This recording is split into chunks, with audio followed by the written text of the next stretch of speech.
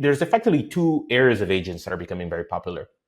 There's consumer or solo professional agents, which are developed in a very similar to Zapier or N8N, as you mentioned before. So with small bits of intelligence in the middle, but it's largely an API to API connection where you say, hey, I'm going to get this recording of the podcast into a video editor. The editor is going to detect some clips and segment it.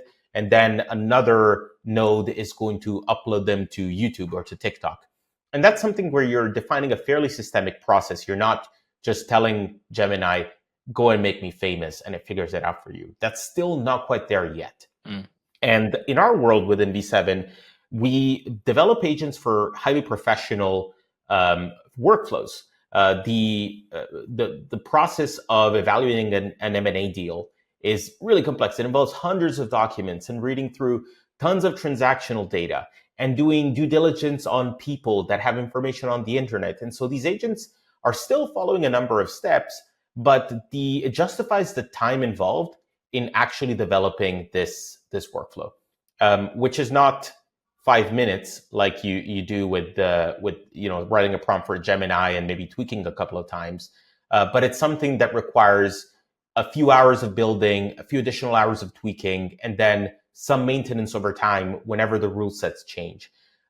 So the recommendation I have today for agents is if your revenue depends on it, then consider building an agent because it's going to help you grow much faster.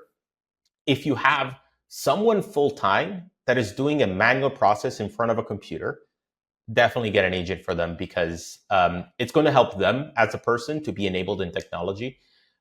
Or you could be this person as the listener. And then everyone else that works with you is also going to be grateful because it's a shared resource that can also leverage. But if it's for a one-time use, if you just want to book that one holiday in Corfu, it's not always that convenient to develop an agent that knows all of your preferences because you're going to have to write all these down just for that one interaction. Obviously, if you are a travel agency, that's a different story. So agents, a little bit more of a lift today to build, but absolutely buildable also by non-technical users to automate something that you do every day. So I do want to share a quick example related to travel and AI as you were talking. It made me think of this. I'm going to Japan in October with my brother for 17 days. My brother spent a month preparing everything he could, speaking to people who've been to Japan to put together an ideal itinerary for 17 days.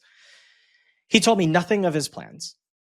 The day before he wanted to have a call about it, he said, "Are you ready?" And I said, "Sure." I had done zero. Thanks for watching. If you liked this insight, I've handpicked another video for you right here on the screen. For more actionable strategies that get you real results, hit subscribe.